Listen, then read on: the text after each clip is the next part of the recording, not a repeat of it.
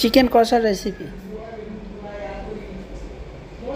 আমাদেরকে নিজেদেরকে রান্না করে খেতে হয়, কাজ করি আর খাই।